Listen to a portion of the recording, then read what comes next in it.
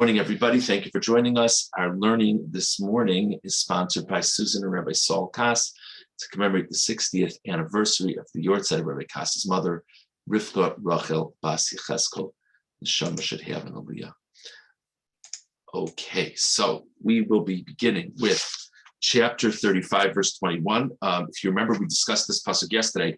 We were talking about the people came forth to Moshe, and there were two different phrases describing the people. One is the people who were elevated by their heart, and one was the people whose spirits moved them to generosity. The Ramban had a very novel idea. The Ramban's we talk about two completely separate groups. The first group were the people who decided to give it their best shot to do work in preparation for the Mishkan, even though they really weren't clearly trained in that regard, but they felt an inkling that they could do it. And the second one is talking about people who were moved to be generous and donate generously to the Mishkan. The Or HaChaim has a different approach to this pasuk. Or HaChaim on pasuk Chaf Aleph. Vayavo'u kol ish asher nisa'o perish amro nisa'o libo v'notva. He's again addressing these two different phrases. You should know. Ki yesh shtei adragos b'misnadvim. There are two types of levels when it comes to people who donate. Echad. One level, one group is the people who give happily based on their financial means, based on their abilities. And the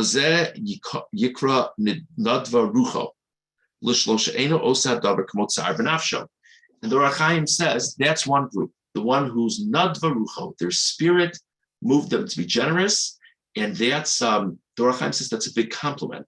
Because many people, when they give donations, they give it, but they regret the fact that they're giving it. You know, it's hard to see that money go. It's hard to see it leave. But these people were not varucho. They felt honored to be giving, and that's great. But then there's an even more unique category that a person gives more than makes sense for them to give, because they're so enamored with the idea of giving. It's almost like, these are my words, not the Or HaChaim's, it's almost like they see giving as something that's for their own benefit. In other words, the first group is a person who gives generously. That's amazing, amazing mitzvah. Second group gives more than might even make sense to be giving, because they so want to give, and they so want to give a lot. That, says the Or HaChaim says differently than the Ramban. He says what it means that a person's heart raised him, perish, shahalev minasehu, that the heart, a person's heart raises them up, umaricho be'erech ashir, and assesses the person as being affluent, yoser mimashu lases, yoser mimashu, more so than the person actually is. Lases davar yakar, for the sake of giving something precious. So whereas the Ramban understands the soul libo is a person is moved, inspired to answer the call.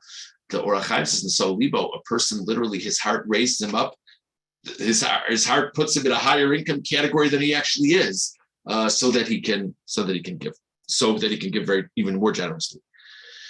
So now, says the Or HaChaim, we're saying in this pasuk that there were both types of donors among the Jewish people. And we start with the most impressive example. Every person whose heart raised up their ability to give, they gave more because they so much wanted to give more. It's interesting, we really didn't have to say every man or person. We could have just said kol, everyone that. It doesn't say ish for the second phrase. Or HaChaim says the reason why it says ish is because ish has a connotation of being a prominent person, an elevated person. So a person who gave more than even made sense for them to give, that's impressive. And for the second group, Amar, we said anyone whose spirit moved them. The second group was great, but it doesn't say ish for the second group. The second group is the people who give an amount that makes sense, and that's wonderful. Because the person's not the same tier in terms of quality of devotion to God as the first person. And what comes out of this Or HaChaim is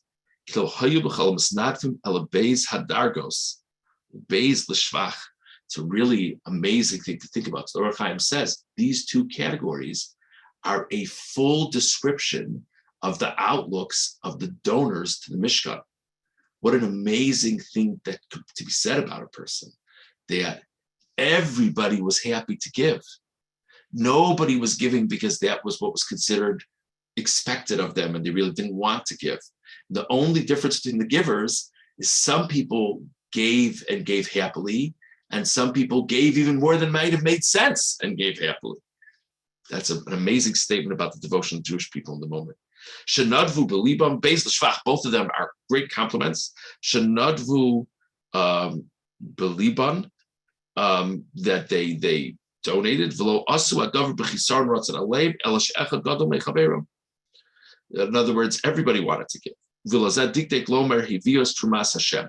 After these descriptions, it says that these people brought the offering of God, the donation of God. And what this alludes to is that their donations were really like a giving of God. There's really a donation worthy of God, so to say, because there was such appropriate attitude. Okay, let's go on now to verse 27.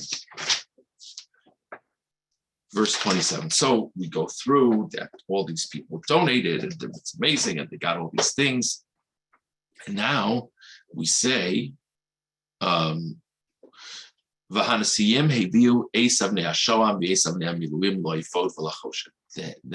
princes of the tribes, the heads of tribes, brought these special stones, both for the shoulders, if you remember we discussed that, 2 or 3 weeks ago, and for the breastplate. They brought these stones. Okay, very nice. There is a very, very famous medrash on this, that there's a yud missing in the word vansiim. The way it would normally be spelled in the Torah is there would be a yud that's not here. Now, it's not a crisis. It wouldn't be the first word in the Torah that's spelled without something. That's what vowels are for. But it seems to be alluding to something. So if you look at Rashi, Pasuk Chav Zayin Vansiim Heviu Amar Reb Nasan Ma Ro Nasiim Lisnadi B'Chanukas Hamizbeach B'Tchila B'Mlechas Hamishkan Lo Hisnadvu B'Tchila. It's a great irony, says Reb Nasan. He says, it's strange when it comes to the dedication of the altar, when the Mishkan was ready to go. The first people who brought offerings, it all began with the offerings of the Nasiim, of the heads of tribes. They were right there at the beginning. And this, it seems they kind of come marching in at the end of the donation process to give the stones. So which one was it? So when the Mishkan was actually operational, they threw out the opening pitch, more or less, lahavdil.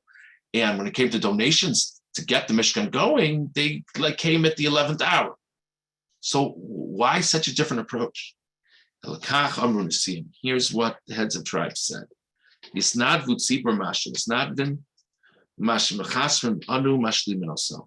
said, you know what? Let the community give what they want to give. And after they've given what they want to give, we'll fill in the rest. It's a very generous thing to say. What it implies is whatever you need at the end will be there. Many fundraisers over the generations would love to meet a person like that who would say such a thing. But that's what the Nasiim said. But the problem was not a problem, but the reality was the community came through in a major way. Klal Yisrael brought everything that was needed. And it's a pasuk we'll see a little bit later in the parsha, and we'll do it later in the week, that there was nothing more to give.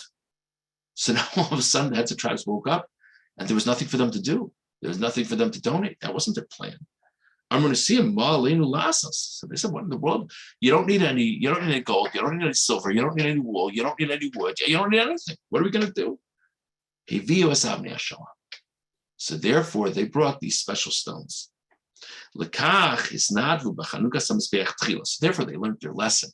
And so when it came to the dedication of the altar, when the service of the Mishkan started, they came to Moshe and said, we want to be involved right from the beginning. And because they were slow to act when it came to the donation phase, nechsera os mishmam. So there's a letter missing from their word, v'hanasiyim, to sort of show God's disappointment in them. Very, very famous measure cited by Rashi. So the obvious question is, okay, what is it about a yud and the story that they're missing a yud? Why didn't it say one of the letters smaller? Or why didn't it say the whole word smaller? Or, I mean, what is there any significance to the yud, or is it just sort of the Torah's way of putting an asterisk next to them? What's the story? So the Kli Yakar over here on Pasuk Chav Zayin, Van Siyim Eviu Esav Ne'asham Amru Rasal Vishish Rashtu Ben Zav Azu V'Lo Hiviyim Nidvasam Kim Lebesof. The rabbis teach that since they were lazy making their donation and they only gave it at the end, okay, Nechsar Os Yud Mishmam. Therefore, the yud is missing from their names. Vanasiyim Chasar Ksip, and it says in the Siyim without a yud. Ki be'emes lo hoyo lehem lahamtin adam sof. They shouldn't have waited to the end. Ki ula yitru Yisrael kol hatzorech, because maybe the Jewish people would give everything that needed to be given. V'lo yeh lehem chelek kol hamishkan, and they would have no place. And that, of course, is what ended up happening. Umasha nechsar yud dafka. Why is it that specifically the yud is missing? Pirashtu l'mal parshas truma. So the Kli Yakar says, well, I've already explained the parshas truma. Fishamar kadosh baruch hu gva inayim rechav levav oso lo uchal. Hashem says the people who are haughty, I can't tolerate them. V'etzel hanasiyim haisabli safek ruach gava. The Kli Yakar says the real flaw of the heads of tribes here was a spirit of haughtiness. V'amram derech hispoarus mi yamale ma shanachnu mechasru. There was an attitude there. There's no way that they're going to be able to do everything without us. There's just no way. How could it be? And there's a certain spirit of haughtiness in that. In other words, the implication, says the Kli Yakar, is the community's shortcomings are far more extensive than our shortcomings. So they're going to come up so short, and we're going to fill it in. That's sort of and by the way, whatever is needed, we're going to be there for it. On the one hand, it's very generous, but on the other hand, there's an implication that we can get done whatever we need, and they're so likely to come up short. So there's sort of a spirit of haughtiness in there. Cain, and therefore God took the yud out of the word Nesiyim.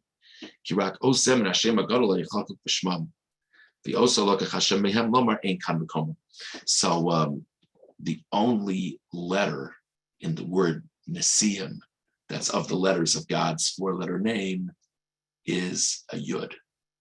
So the idea of the yud missing is, I'm not going to have anything to do with you people. If you're acting that way, I'm not going to have anything to do with you. That's a strong shot from the Kli Yakar. So we discussed this morning the Rachaim's idea of the two groups who donated, and the Kli Yakar's idea about the significance of the Nesiyim having the yud omitted from their word.